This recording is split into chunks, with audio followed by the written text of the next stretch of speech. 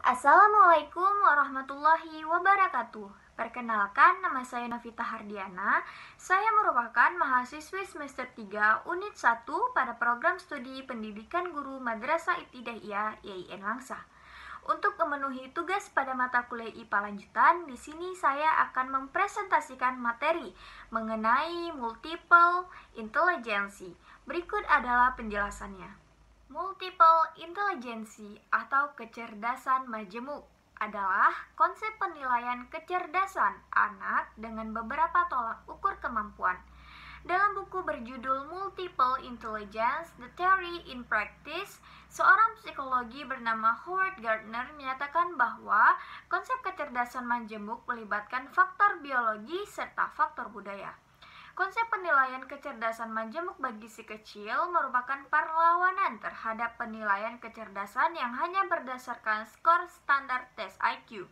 Pencetus konsep kecerdasan ini adalah Howard Gardner pada tahun 1983. Teori Gardner menyatakan bahwa kecerdasan tidak hanya intelligence quotient atau IQ. Sebabnya IQ tinggi tanpa adanya produktivitas bukan sebagai kecerdasan yang baik. Pengertian kecerdasan majemuk sebelum Howard Gardner mencetuskan ide dan pengertian kecerdasan miliknya, kecerdasan si kecil cuma dinilai berdasarkan IQ dengan standar tertentu, sehingga si kecil hanya dinilai berdasarkan kemampuan mengerti, ide yang kompleks, kemampuan beradaptasi dengan lingkungan, kemampuan belajar dari pengalaman, kemampuan melaksanakan tugas dan berbagai situasi, dan kemampuan mengatasi hambatan dengan pikirannya.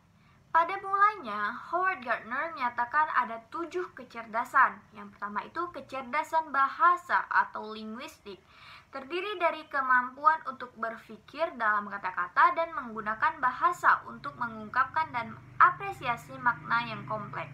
Pekerjaan yang sesuai bidang ini yaitu ada seperti penulis, penyair, jurnalis, penyiar, dan lain-lain. Kemudian yang kedua itu ada kecerdasan logika matematika, kemampuan untuk menghitung, mengukur, mempertimbangkan dalil atau rumus, hipotesis, dan menyelesaikan operasi matematik yang kompleks.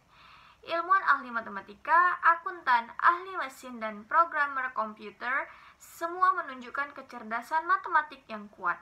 Yang ketiga itu ada kecerdasan intrapersonal, merujuk pada kemampuan untuk membangun anggapan yang tepat pada seseorang dan untuk menggunakan sejenis pengetahuan dalam merencanakan dan mengarahkan hidup seseorang.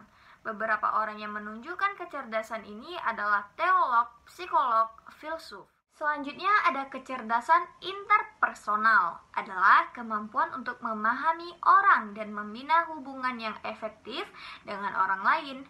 Kecerdasan ini ditunjukkan oleh guru, para pekerja sosial, aktor, atau politisi.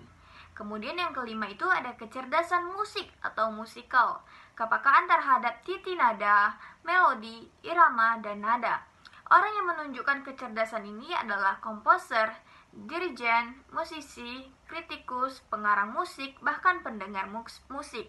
Yang keenam itu ada kecerdasan visual dan kecerdasan spasial, adalah kemampuan untuk mengindera dunia secara akurat dan menciptakan kembali atau mengubah aspek-aspek dunia tersebut.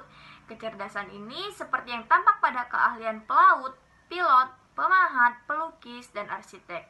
Ketujuh ada kecerdasan kinestik, adalah kemampuan untuk menggunakan tubuh dengan terampil dan memegang objek dengan cakap. Kecerdasan ini ditujukan oleh para atlet, penari, ahli bedah, masyarakat pengrajin. Kemudian sesuai dengan perkembangan penelitiannya, pada tahun 1990, Howard Gardner memasukkan kecerdasan yang ke-8, yaitu kecerdasan alamiah atau naturalis. Merupakan kemampuan untuk mengenali dan mengklasifikasi aneka spesies, tumbuhan, flora, dan hewan fauna dalam lingkungan. Ahli biologi, pecinta alam, penjelajah alam, dan lain-lain. Kemudian ada pula yang dinamakan konsep kecerdasan majemuk. Pada dasarnya, kecerdasan majemuk dimiliki oleh setiap anak. Oleh karenanya, ada beberapa konsep kecerdasan majemuk yang perlu jadi rujukan utama Bunda saat menilai kecerdasan anak. Konsep-konsep kecerdasan majemuk itu, yang pertama ada satu jenis kemampuan tidak cukup untuk menyelesaikan berbagai persoalan manusia secara menyeluruh. Oleh sebab itu, kemampuan intelektual anak harus diperhatikan secara menyeluruh. Yang kedua, setiap anak punya karakteristik kecerdasannya sendiri. Karenanya, setiap anak harus memiliki perhatian dan pendampingnya sendiri-sendiri. Yang ketiga, setiap anak memiliki kebebasan cara belajarnya sesuai dengan kecerdasannya, termasuk juga kebebasan evaluasi hasil belajarnya. Yang keempat, setiap lingkungan anak memiliki fasilitas untuk mengembangkan kecerdasan majemuk yang dimiliki tiap-tiap anak.